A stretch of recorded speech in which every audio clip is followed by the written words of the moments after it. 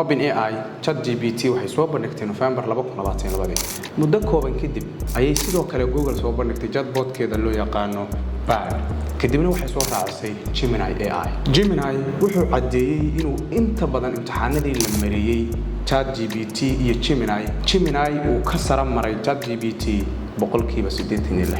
Markii OpenAI ay soo bandhigtay ChatGPT sanadkii 2022 waxaa furmay dunuuc cusub.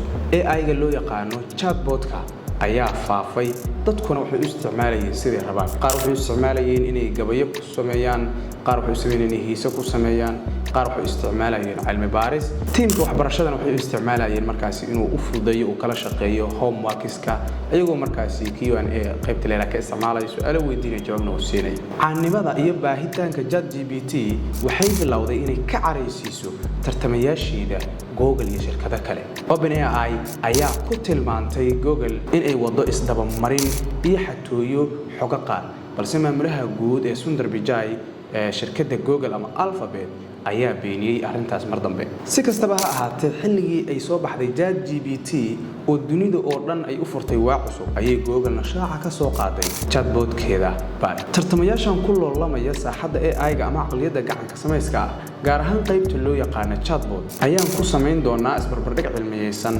annagoo adeegsan doona chatbot-yadooda Gemini AI iyo sidoo kale ChatGPT. Magacaygu waa Injineer Cali Maamu, waxaan ahay soo gudbiyay xogaha horumarka tiknoolajiyadda, xirfadaha qarniga sida digital marketing-ka, samaynta muuqaalada iyo akhrinta buugaagta. Halkan naga daawanaysana waa Injineer Cali Maamu. Haddii aad xiisaynayso muuqaalada ciwaanadan fadlan nagu soo biir oo asxaabtada la sii wadaag si ayaguna uga faa'iidaystaan.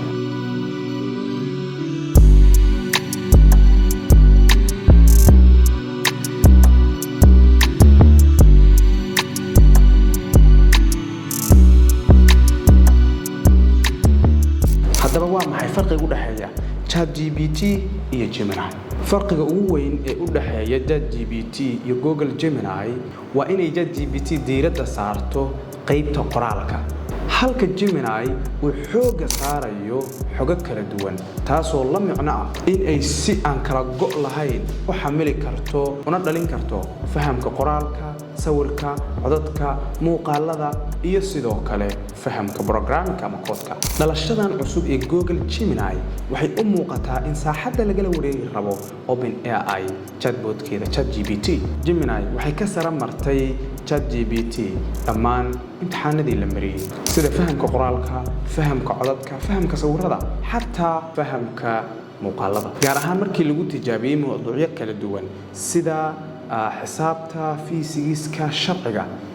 Gemini ayaa dhalisay awood ah boqolkiiba 90, taas oo la micno ah inay Gemini boqolkiiba 86 ay kaga sarreyso dhanka dhalinta awoodahan kala duwan ChatGPT.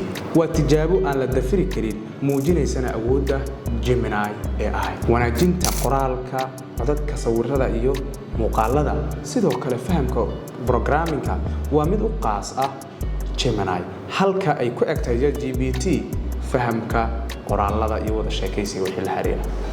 awood uma lahan qaybahan kala duwan ee codadka, sawirada iyo muuqaalada inay diiradda saarto. ma kula tahay inaan ka tagnay ciwaano muhiim ah ama qodobyo ay aad muhiim u ahayd inaan muuqaalkan ku sheegno? Sidoo kale ma jiraan ciwaano tiknoolajiyadda ku saabsan oo aad jeclaan lahayd inaan muuqaal ka soo sameeyno? haddii jawaabtaadu haa tahay, commentiga adiga ayaa iskale wixii aan ka tagnay iyo sidoo kale ciwaanka xiga oo aan soo sameyn doono. adiga go'aan ka soo gaar. soo dhawow, mahadsanid.